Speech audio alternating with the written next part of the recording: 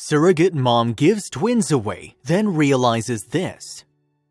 But before we start, please make sure you subscribe if you haven't already.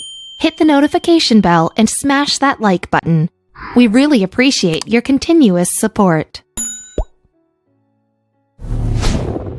Back in 2017, Jessica Allen went on ABC News and said this: "No woman in the world should have to live their life without experiencing the love and bond from a mother and a child." Jessica was already a mother of 2 boys when she became a surrogate to help a couple who was trying for a baby. Though it started off smoothly, the delivery caused unexpected complications for the people involved. Jessica said to people, "I'd never do it again. I'm not the only one with a nightmare story, but I am the only one with a story like this." California resident and mother of 2 Jessica Allen believed she was doing a good thing when she agreed to be a Chinese couple's surrogate. Surrogacy is not exactly permitted in Asian countries, so the couple came to the United States in order to find someone fitting. If you've ever been frustrated because of failed conception, then you should understand why the couple opted for surrogacy. It was truly kind of Jessica to help people who are in this situation, but it should also be noted that going for surrogacy is definitely not a light decision. Usually, failed attempts at getting pregnant lead to the exploration of other avenues, such as IVF and others. Before a woman becomes a surrogate mother, she needs to pass a screening process and many tests. Aside from being sure that she's willing to do the procedure, a future surrogate mother has to decide whether she'll be doing traditional or gestational surrogacy. Contacting a surrogacy agency and maybe a surrogacy lawyer would be something else she needs to do as well. At the time, Jessica Allen worked for Omega Family Global, a San Diego-based business that connected her and the couple. In April 2016, Jessica underwent in vitro fertilization and 1 male embryo was transferred to her uterus. Surrogates have to take estrogen and progestogen to get their womb ready for implantation. Jessica followed the doctor's direction for what to do before and after the procedure in order to have a successful pregnancy. But 6 weeks later, the doctor discovered something concerning. When the 6-week scan was finished, Jessica was informed by the medical professionals that she was carrying 2 babies in her womb. The doctor said it was uncommon for embryos to split, but it did happen. Jessica was relieved to find out this wasn't out of the ordinary. As for the couple, they were thrilled to learn the news. Besides the additional expenses, Jessica received $30,000 for being a surrogate. When the couple learned about the twins, an additional $5,000 was added to her monthly paycheck. Things went smoothly, that is, until the delivery date. On December 12, 2016, Jessica underwent a C-section after 38 weeks and delivered 2 babies. She wasn't able to look at them since there was an opaque screen between her and the babies, who were taken away immediately after the birth. However, she did get the chance to see them in the same night since the intended mother went to Jessica's room and brought her a picture of the babies. Jessica told people, "One looked full Chinese, the other didn't look full Chinese. It was clear that they were not identical, but I didn't ask questions."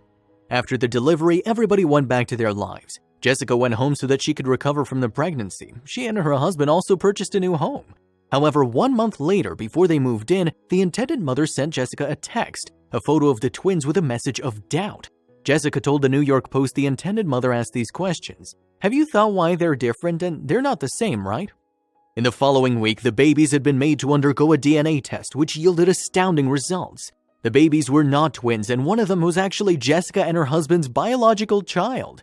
The embryos at different gestational ages, and the medical phenomenon that happened is called superfetation, whereby a pregnant woman still ovulates. That's right, Jessica's baby was conceived after the embryo was already implanted. Upon learning this, everybody involved was dumbfounded, since it obviously wasn't part of the deal. Jessica and her husband followed doctors' directions and put off intimacy until there was confirmation the implanted embryo had already taken root. Jessica told the New York Post, "As per my contract, Wardell and I didn't have intercourse until we were given permission by the IVF doctor, who recommended the use of condoms. Contraceptive failure was also another rare occurrence that happened."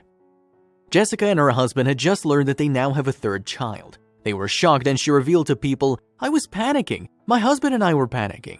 We had no idea how this came about, and we had no idea how we were going to prepare for a child overnight. We just moved into a new house. We didn't have any money." They were still trying to wrap their minds around the news when they were hit with another surprise. When Jessica and her husband found out that one of the babies was their child, the parents knew they needed to bring their baby home. By then, the situation had started spiraling out of control, and the couple had difficulty bringing their child home.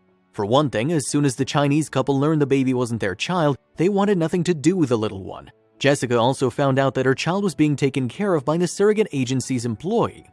To make things worse, another surprise was in store for Jessica. The Chinese couple, who got frustrated with the situation, demanded that Jessica pay them back the $22,000 they'd compensated her.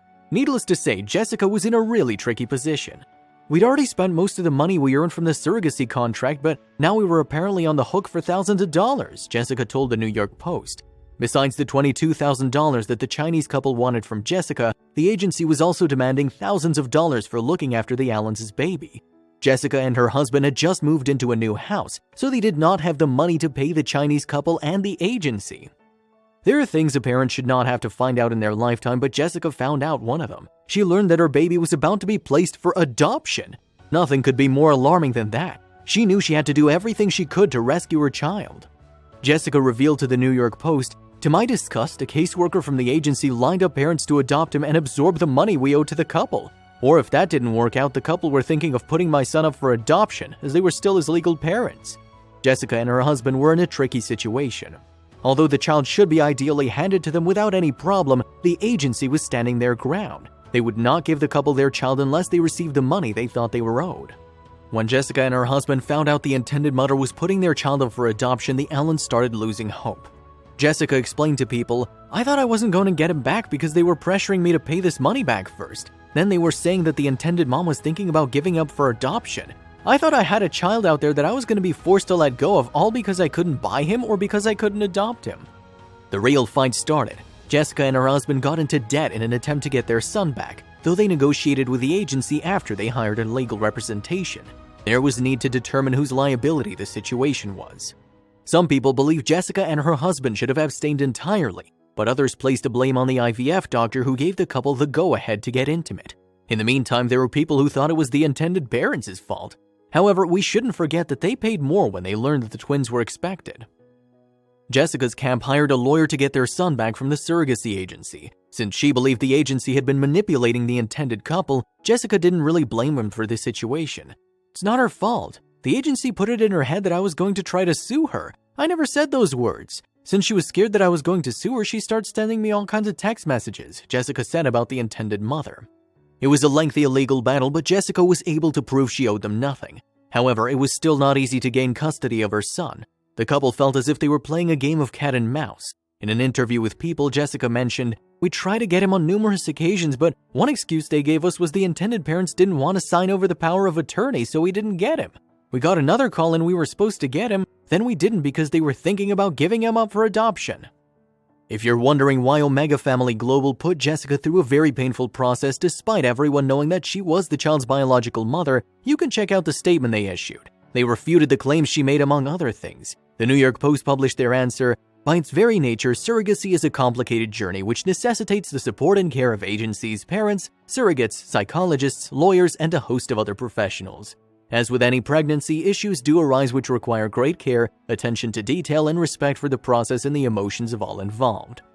To review, Jessica gave birth on December 12, 2016. After 3 failed attempts to get her son back, she finally got the chance to hold him 2 months later. She narrated to the New York Post, "And so on February 5th, I finally met a caseworker from Omega in a Starbucks parking lot in Menifee, California, where she handed over our son, whom we've renamed Malachi. The moment was incredibly emotional and I started hugging and kissing my boy." Jessica hopes her story will warn other people. Jessica said she never wants to be a surrogate again after the experience she had. Nevertheless, she doesn't regret having become one. "My husband and I weren't planning to expand our family so soon, but we treasure Malachi with all our hearts. I don't regret becoming a surrogate mom because that would mean regretting my son. I just hope other women considering surrogacy can learn from my story and that a greater good will come out of this nightmare," she told the New York Post. However, things did not exactly end in a happily ever after. After the publication of this unfortunate story, some people made a stand to highlight the fact that the actual victims were the Chinese couple. One comment read, "To comprehend this story, we must also see it from the parents' side. I can say that virtually no one turns to surrogacy before suffering a tremendous amount of heartache. Miscarriages, stillbirths, failed IVFs, failed adoptions, emergency hysterectomies, etc. And because it costs tens of thousands of dollars, no one approaches surrogacy lightly." The custody battle had been dealt with, but Jessica and her husband still had to fight legal battles. They had to deal with her debt. She lamented to People, "It's very stressful financially. It's put us in debt. We're barely getting by right now and it stressed me out emotionally because this agency turned their backs on me. Knowing that for the first 2 months of Malachi's brand new life that he was in the arms of strangers, that breaks my heart. It's really heartbreaking."